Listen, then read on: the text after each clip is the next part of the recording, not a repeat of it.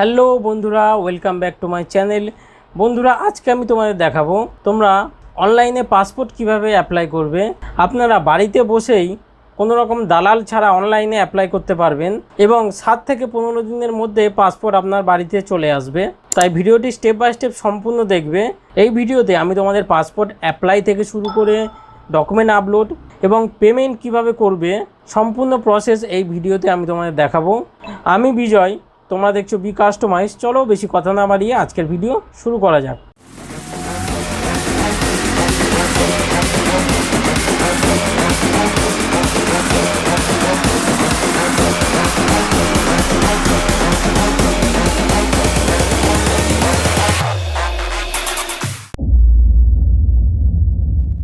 প্রথমে আমরা গুগলে গিয়ে পাসপোর্ট সেবা বলে সার্চ করব। পাসপোর্ট সেবা বলে সার্চ করলে আমাদের কাছে বিভিন্ন ওয়েবসাইট আসবে। তার মধ্যে প্রথম যে লিঙ্কটি আছে সেখানে আমরা ক্লিক করে নেব, পাসপোর্ট সেবা কেন্দ্র। পাসপোর্ট সেবাতে ক্লিক করলেই আমাদের কাছে পাসপোর্ট সেবার অফিসিয়াল ওয়েবসাইট খুলে যাবে। প্রথমে এটি আমরা ক্লোজ করে নেব। এটি আমাদের ইন্ডিয়ান পাসপোর্টের অফিসিয়াল ওয়েবসাইট। ওয়েবসাইটটি ভালোভাবে দেখে নাও, অনেক ফেক ওয়েবসাইটও আছে।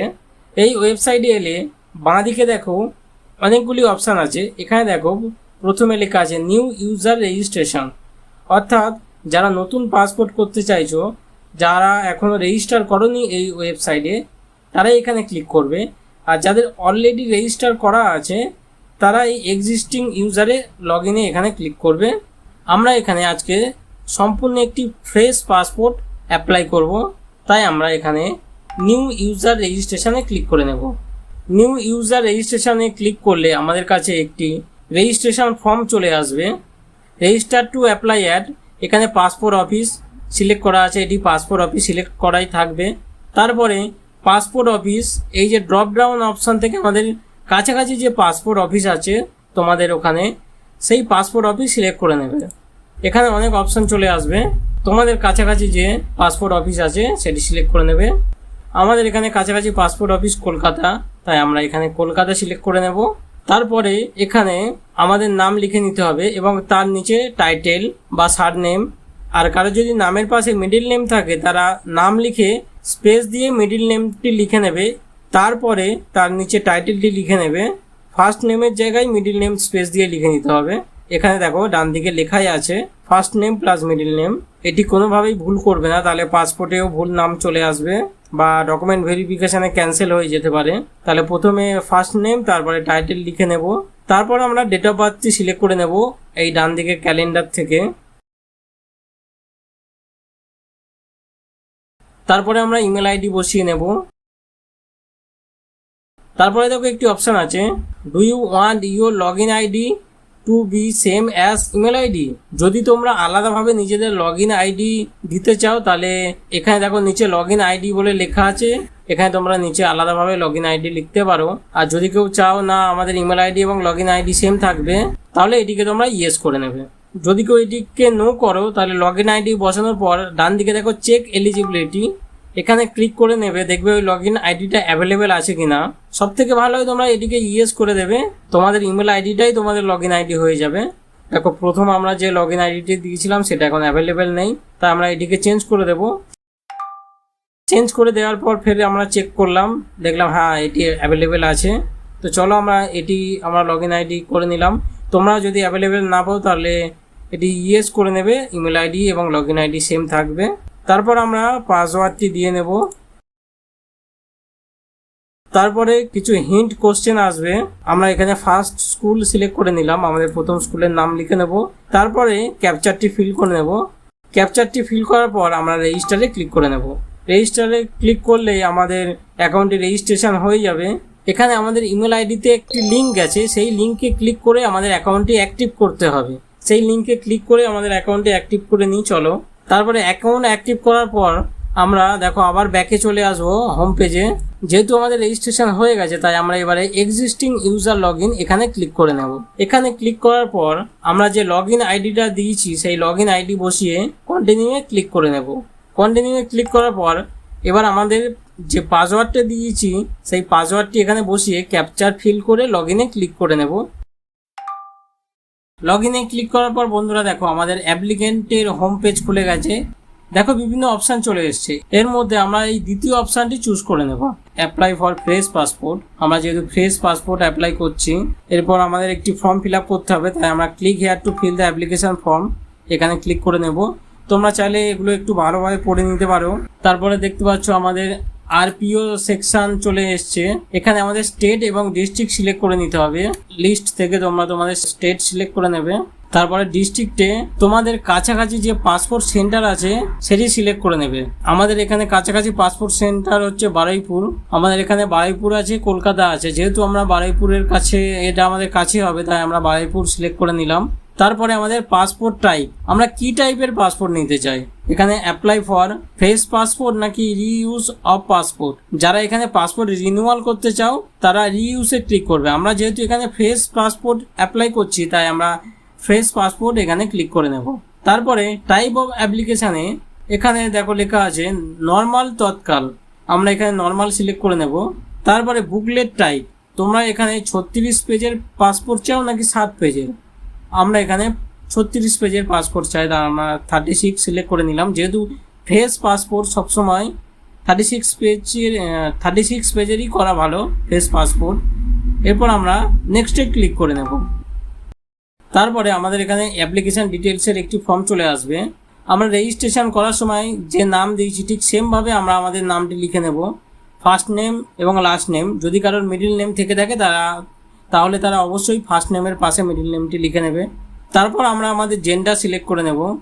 তারপরে have you known by other name, যদি তোমাদের অন্য কোনো নাম থাকে তাহলে ইয়েস করে নেবে। আমরা এখানে নো করে নিলাম। Have you ever change your name, আমরা কখনো আমাদের নাম চেঞ্জ করিনি, তাই আমরা নো করে নিলাম। তারপর আমরা ডান দিকে ক্যালেন্ডার থেকে আমরা আমাদের ডেট অফ বার্থ সিলেক্ট করে নেব। তারপরে is your place of birth out of India, যদি কেউ ইন্ডিয়ার বাইরে থেকে থাকো তাহলে ইয়েস করে নেবে। আমরা ইন্ডিয়াতেই জন্মেছি, তাই আমরা এটিকে নো করে নিলাম। এটি নোতেই আছে, নোতেই থাকবে। তাহলে প্লেস অফ বার্থ ভিলেজ অথবা টাউন আমরা এখানে লিখে নেব। তারপর আমরা আমাদের স্টেট সিলেক্ট করে নেব। তারপরে ডিস্ট্রিক্ট আমাদের এখানে কলকাতা আর বারুইপুর আছে, আমরা এখানে বারুইপুর সিলেক্ট করে নিলাম। তোমাদের ডিস্ট্রিক্ট বা তোমাদের এলাকার কাছাকাছি যে সাব ডিভিশনের নাম যদি এখানে চলে আসে তাহলে তোমরা সেটি সিলেক্ট করে নেবে। এখানে ম্যারিটাল স্ট্যাটাস সিলেক্ট করে নিলাম। Citizenship of India by birth, যেহেতু আমরা জন্ম থেকেই ভারতে আছি তাই আমরা বার্থ সিলেক্ট করে নিলাম। তারপর কারো কাছে যদি প্যান কার্ড থেকে থাকে তোমরা তোমাদের প্যান কার্ড নাম্বারটি বসিয়ে নেবে। তারপরে যদি ভোটার কার্ড থাকে ভোটার কার্ড নাম্বারটি বসিয়ে নেবে। তারপরে এমপ্লয়মেন্ট টাইপে ক্লিক করলে এখানে ড্রপ ডাউনে দেখো বিভিন্ন অপশান চলে আসছে, government, private, home maker, student. এখানে আদার্সেরও অপশান আছে। যদি এখানে কেউ সরকারি চাকরি করে থাকো, প্রাইভেট চাকরি করে থাকো বা কেউ হাউস ওয়াইফ থাকো এখানে থেকে সিলেক্ট করে নেবে। বা স্টুডেন্টও আছে, যদি কেউ স্টুডেন্ট হয়ে থাকো এখানে তোমরা তোমাদের পছন্দ মতো সিলেক্ট করে নেবে। তারপরে is either of your parents in case of minor বা গভর্নমেন্ট সার্ভিস, এখানে যদি কারোর হাজব্যান্ড অথবা পেরেন্টস যদি কেউ গভর্নমেন্টের সার্ভিস করে থাকে তাহলে এটিকে ইয়েস করে নেবে, আদারওয়াইজ নো। তারপরে এডুকেশন কোয়ালিফিকেশান, এখানে তোমরা তোমাদের পড়াশুনো বা এডুকেশন কোয়ালিফিকেশান যা আছে সেটি সিলেক্ট করে নেবে। আমরা এখানে 10 পাস অ্যান্ড অ্যাবাভ সিলেক্ট করে নিলাম। তারপরে is applicant eligible for non ECR category. বন্ধুরা তোমরা এখনও যারা আমার ভিডিওটি দেখছো ভিডিওটি লাইক করে চ্যানেলটি সাবস্ক্রাইব করে দিও এরকম আরও ইনফরমেটিভ ভিডিও দেখার জন্য। এখানে দেখো লেখা আছে ইসিআর ক্যাটাগরি। এই ইসিআর ক্যাটাগরি এটা সবসময় ইএসই থাকে। তোমরা যদি কেউ না বুঝতে পারো তাহলে এখানে দেখো ক্লিক হেয়ার বলে অপশান আছে, এখানে ক্লিক করলেই তোমরা দেখতে পাবে ইসিআর ক্যাটাগরি আসলে কি। এই ক্লিক হেয়ারে ক্লিক করলে এখানে বিভিন্ন দেখো অপশান আসবে, 15টা লিস্ট আছে। এই লিস্টের মধ্যে দেখবে তোমরা কোনো না কোনো লিস্টে পড়ে গেছো, ঠিকই তোমরা ভালোভাবে চাইলে পড়ে নিতে পারো। পড়ে নেওয়ার পরেও যদি মনে হয় না আমরা এর মধ্যে কোনো ক্যাটাগরিতে পড়ছি না তাহলে তোমরা নো করে নেবে। এরপরে ভিজিবল মার্ক এখানে বসাতে হবে। এখানে কারো শরীরে কাটাছেঁড়া দাগ বা তিল বা কোনো ভিজিবল মার্ক যদি থাকে এখানে সেটা লিখে নিতে হবে। তারপর আধার নাম্বারটি আমাদের লিখে নিতে হবে। লিখে নেওয়ার পর দেখো ডান দিকে ভ্যালিডেট আধার নাম্বার বলে অপশান আছে, তোমরা চাইলে ভ্যালিডেট করতে পারো। তারপর আমরা এই যে চেকবক্স আছে এখানে ক্লিক করে সেভ মাই ডিটেলসে ক্লিক করে নেব। তোমরা প্রত্যেকবারই সেভ মাই ডিটেলসে ক্লিক করে তোমাদের ডিটেলস সব সেভ করে নেবে। যদি কোনো সার্ভারের ইস্যু হয় তাহলে এই যে ফর্মটি ফিল আপ করছো সবকিছু সেভ থেকে যাবে। এরপর আমরা নেক্সটে ক্লিক করব। বন্ধুরা, তোমরা যারা এখনো আমার ভিডিওটি দেখছো অবশ্যই ভিডিওটি লাইক করে চ্যানেলটি সাবস্ক্রাইব করে দিও এরকম আরও ভিডিও দেখার জন্য। সেভ মাই ডিটেলসে ক্লিক করলে আমাদের কাছে ফ্যামিলি ডিটেলসের একটি ফর্ম চলে আসবে। এখানে আমাদের বাবার নাম এবং তার টাইটেল, মায়ের নাম এবং ওনার টাইটেল, এবং যদি কোনো লিগাল গার্জিয়ান থাকে তার নামটি লিখে ফের আমরা সেভ মাই ডিটেলসে ক্লিক করে নেব। এরপর আমরা নেক্সটে ক্লিক করব। ক্লিক করার পর আমাদের কাছে প্রেজেন্ট রেসিডেন্সিয়াল অ্যাড্রেসের একটি ফর্ম চলে আসবে। এটি আমাদের ফিল আপ করতে হবে।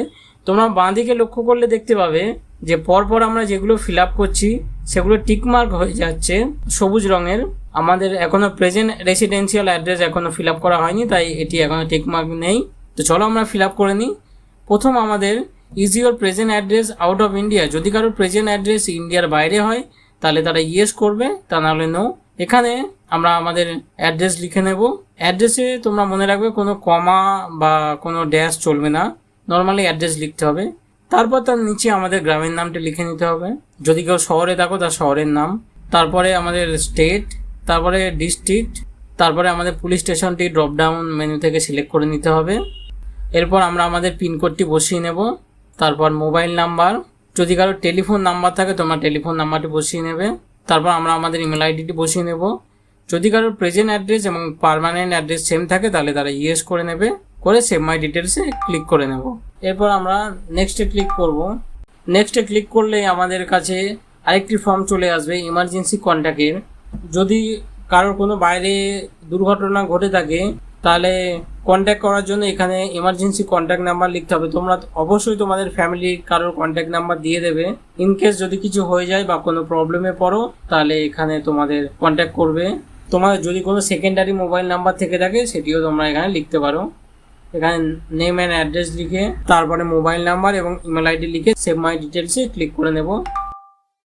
তারপরে নেক্সটে ক্লিক করব। নেক্সটে ক্লিক করলে বন্ধুরা দেখতে পাচ্ছ আইডেন্টি সার্টিফিকেট আরেকটি ফর্ম চলে আসবে। এখানে have you ever held or hold any identity or certificate, এটিকে আমরা নো করে নিলাম। তারপরে details of previous current diplomatic official আর পাসপোর্ট, এটিকে আমরা ডিটেলস নট অ্যাভেলেবেলে ক্লিক করে নিলাম। তারপরে নো করে নিলাম নিচেরটাতে। Have you ever applied for passport but not issues, না আমরা আগে কখনো অ্যাপ্লাই যেহেতু করিনি আমরা নো করে নিলাম, আমরা যেহেতু ফ্রেশ অ্যাপ্লাই করছি। এরপর আমরা সেভ মাই ডিটেলসে ক্লিক করে নেক্সটে ক্লিক করে নেব। এরপর আমাদের কাছে দেখতে পাচ্ছ আরেকটি পেজ খুলে গেছে আদার ডিটেলসের। এগুলো তোমরা ভালোভাবে পড়ে নেবে, নিয়ে ইয়েস বা নো সিলেক্ট করে নেবে।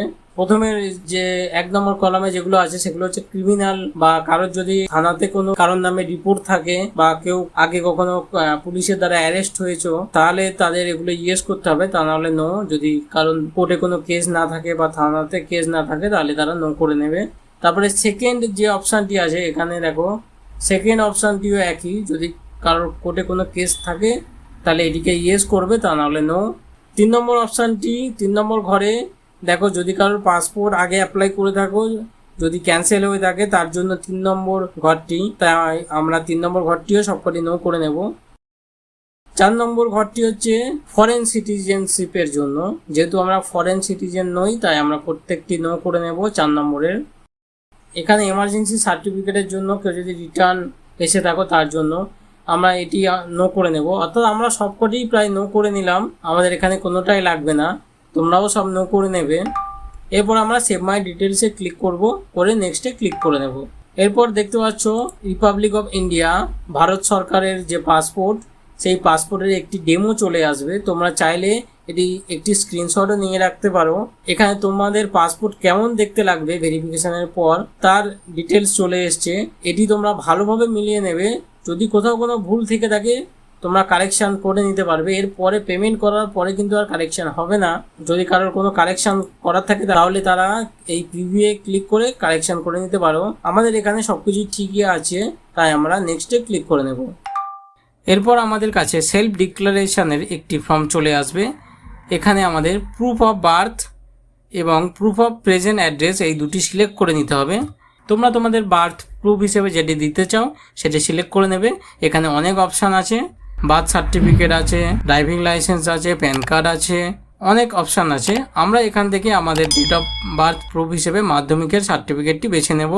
সবার শেষে আছে স্কুল লিভিং সার্টিফিকেট বা ম্যাট্রিকুলেশন সার্টিফিকেট। এরপর আমরা আমাদের অ্যাড্রেস প্রুফ হিসেবে আধার কার্ডটি লিস্ট থেকে বেছে নেব। তারপর আমরা আমাদের প্লেস লিখে আই এগ্রি যে চেকবক্সটি আছে ওখানে ক্লিক করে সেভ মাই ডিটেলসে ক্লিক করে নেব। সেভ মাই ডিটেলসে ক্লিক করার পর আমরা ফর্মটি একবার প্রিভিউ করে নেব, দেখে নেব সব কিছু ঠিকঠাক আছে কিনা। যদি কোনো ভুল থাকে তোমরা অবশ্যই আবার কারেকশান করে নিতে পারবে। অবশ্যই পেমেন্ট করার আগে সব কিছু ভালোভাবে মিলিয়ে নেবে তোমরা। আমরা এটি সেভ করে রাখবো পিডিএফ হিসেবে, তোমরা চাইলে সেভ করেও রাখতে পারো, আবার এটি প্রিন্টও দিতে পারো। ওকে করে নেব আমরা। এবার আমরা ক্লোজ করে ফর্মটি সাবমিট করে দেবো, সাবমিট ফর্মে ক্লিক করে। বন্ধুরা তোমরা চাইলে তোমরা ডাইরেক্ট এখান থেকে পে অ্যান্ড শিডিউলে গিয়ে পেমেন্ট করতে পারো, আবার ডকুমেন্টটি আপলোডও করে নিতে পারো। অবশ্যই তোমরা পেমেন্ট করার আগে ডকুমেন্টটি আপলোড করে নেবে। দেখো আমাদের এখানে লেখা আছে your application form has been submitted successfully. তোমাদের ফর্ম সাবমিট করার পর অনেকের সার্ভার ইস্যুর জন্য আবার ব্যাকে চলে যেতে পারো, তাই তোমাদের আমরা আবার প্রথম থেকে দেখাবো যে তোমরা সার্ভার ইস্যুর জন্য ব্যাকে চলে যাওয়ার পরও তোমরা আবার এই পাসপোর্ট সেবা ওয়েবসাইটে আসবে, এসে নতুন করে লগ ইন করবে। এখানে দেখো view save and submitted application বলে একটি অপশান আছে। এখানে আমাদের ARN নাম্বার আছে, এই ARN নাম্বারটি সিলেক্ট করে নেব। নিয়ে দেখো অপশান এসছে অ্যাপ্লিকেশান, পেমেন্ট অ্যান্ড অ্যাপয়েন্টমেন্ট এবং রিসিভ। এই তিনটে ঘরের মধ্যে দেখো অ্যাপ্লিকেশানের মধ্যে আপলোড সাপোর্টিং ডকুমেন্ট বলে একটি অপশান আছে, এখানে আমরা ক্লিক করে নেব। নিয়ে আমাদের যে ডকুমেন্টগুলো সেগুলো আমরা আপলোড করে নেব। এখানে দেখো অ্যাটাচমেন্ট টাইপে তোমরা কি আপলোড করবে সেটি এখানে চলে আসবে। ডেট অফ বার্থ প্রুফ নাকি অ্যাড্রেস প্রুফ সেটি সিলেক্ট করে নেবে। আমরা প্রথমে date of birth proof upload করে নেব। এখানে অ্যাটাচমেন্ট ডেসক্রিপশানে আমরা স্কুল লিভিং সার্টিফিকেটটি সিলেক্ট করে নেব, কারণ আমরা ফর্ম ফিল আপে স্কুল লিভিং সার্টিফিকেট দিয়েছিলাম। এরপরে নিচের দিকে ডকুমেন্ট ফাইল নেম দেখো চুজ ফাইল বলে অপশান আছে, এই চুজ ফাইলে ক্লিক করে আমরা ফাইলটি চুজ করে আপলোডে ক্লিক করে নেব। দেখো document has been uploaded successfully, সবুজ কালারের লেখা চলে এসছে। ঠিক সেমভাবে আমরা অ্যাড্রেস প্রুফটিও আপলোড করে নেব। আমরা অ্যাড্রেস প্রুফ আধার কার্ড দিয়েছিলাম, তাই আমরা এখানে আধার কার্ডটি সিলেক্ট করে নিয়ে আপলোড করে দেব চুজ ফাইলে ক্লিক করে। ডকুমেন্ট আপলোড করার পর ফের আমরা ভিউ সেভ অ্যান্ড সাবমিটেড অ্যাপ্লিকেশানে আসবো। এরপর আমরা পেমেন্টটি করে নেব, তাই পেমেন্ট অ্যান্ড অ্যাপয়েন্টমেন্টের অপশানে এসে পে অ্যান্ড শিডিউল অ্যাপয়েন্টমেন্ট এখানে ক্লিক করে নেব। দেখো স্টেট ব্যাংক বলে একটি অপশান আছে, এখানে আমরা ক্লিক করে নেব। এটা ম্যান্ডেটারি নয় যে তোমাদের স্টেট ব্যাংকে অ্যাকাউন্ট থাকতে হবে, এটা একটি পেমেন্টের মাধ্যম। তোমরা চাইলে ইউপিআই বা ফোনপে গুগল পে দিয়েও পেমেন্ট করতে পারবে, সেটি আমরা দেখিয়ে দেবো তোমরা কিভাবে করবে। এখানে ক্লিক করার পর নেক্সটে ক্লিক করে নেব। তারপরে এখানে দেখো আমাদের অ্যাপ্লিকেশান রেফারেন্স নাম্বার, নাম, ডেট অফ বার্থ চলে আসবে। আমরা সব কিছু ভালোভাবে মিলিয়ে নিয়ে নেক্সটে ক্লিক করব।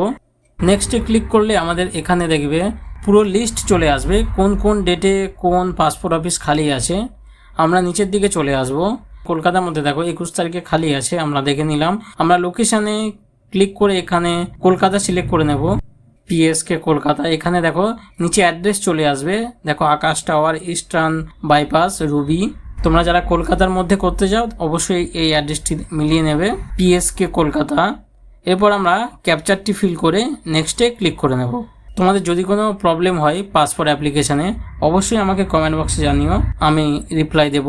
আর যারা ভিডিওটি এখনও দেখছো অবশ্যই ভিডিওটি লাইক করে চ্যানেলটি সাবস্ক্রাইব করে দিও আমাদের সঙ্গে জুড়ে থাকার জন্য। এরপর আমরা নেক্সটে ক্লিক করব। তোমরা চাইলে এখান থেকে ডেট চেঞ্জও করতে পারো, এই ক্যালেন্ডারে আমরা সিলেক্ট করে নেব।